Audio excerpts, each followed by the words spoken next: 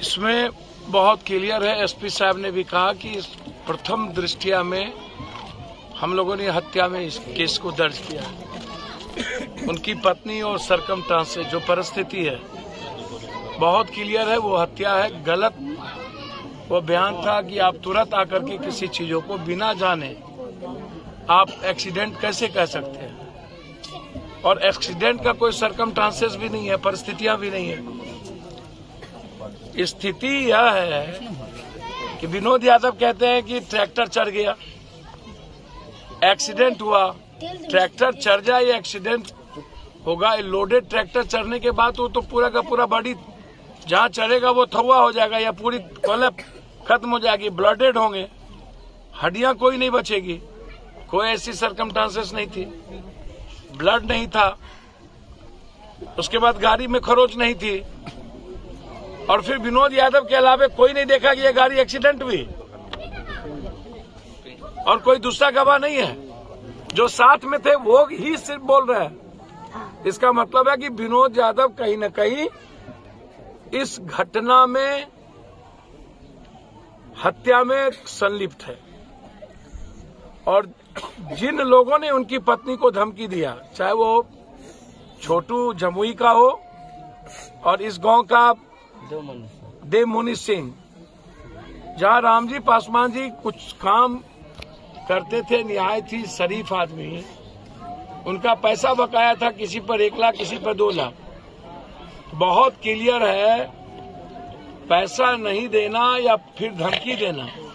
और वार्ड सदस्य के बाद लगातार पत्नी से बातचीत होना, कभी हम पटना चले गए, कभी मसौड़ी चले गए, कभी हम यहाँ आ गए, कभी हम जमुई में पसौड़ी में रह जाएंगे।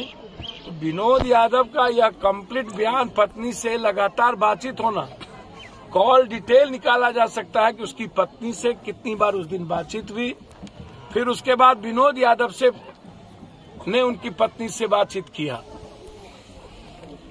तो इसमें कंप्लीट जांच का विषय है। मैं कोशिश करूंगा इस केस का अनुसंधान किसी एसआईटी से या अलग थाना के या अलग टाउन के डीएसपी से इसका कराया जाए। कि पालीगंज के डीएसपी साहब इस केस को जांच ना करें, अलग डीएसपी जांच करें, क्योंकि पहले ही उन्होंने अब 5-5 बच्चे और पूरा गांव और एक तरफ पत्नी, और परिस्थितियां बिल्कुल विपरीत। इसीलिए हत्या के अलावे मुझे दूसरा रास्ता दिखता नहीं।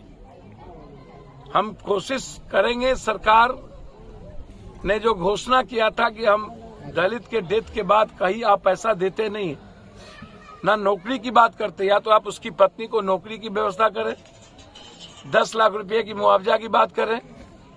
तत्काल हमारी पार्टी की ओर से मैं पर्सनली 25,000 रुपया मदद किया हूं, ताकि एक परिवार को चला सके, और दोनों बच्चे की पढ़ाई। 5 बच्चे और घर में फिर दूसरा कोई भाई नहीं, और एक पिता, बूढ़ा बूढ़ी और सिर्फ पत्नी। जिंदगी इतनी बड़ी बोझ भी भगवान देता रहता है, और गरीब पर ही हमेशा जुल्म। तो मुझे उसी दिन लगा कि आप एक दिन आए और कह दी एक्सीडेंट हुआ, ये मुझे अच्छा नहीं लगा। कल ही हम आते, एक दिन बाद आए, क्षमा चाहते हैं। मुझे लगा कि नहीं, जाना चाहिए, न्याय की जरूरत है, और जहां लगेगा कि न्याय की जरूरत है वहां पप्पू यादव, आपको भी पता है कि 1 मिनट लेट नहीं करता है। पहले भी यहां पर वार्ड सचिव की हत्या हुई थी, उसमें हम गंभीर हुए, एसपी से लगातार बातचीत हुई थी। बगल में एक सिगरेट के चलते मार दिया गया गोली। कोई राज तो है नहीं, समझिए। मिडिल क्लास और ट्रायल की मांग करते हुए एसआईटी की जांच की मांग करते हैं, अलग डीएसपी, और सरकार से 10 लाख रुपए की मुआवजा, और इस बच्ची को कहीं न कहीं सेविका, ममता, आशा, जहां भी हो, उनके साथ इनको ब्लॉक में लगाया जाए। हम प्रयास करेंगे बीडीओ और एसडीओ से बात करके इनको किसी चीज में लगाया जाए। धन्यवाद।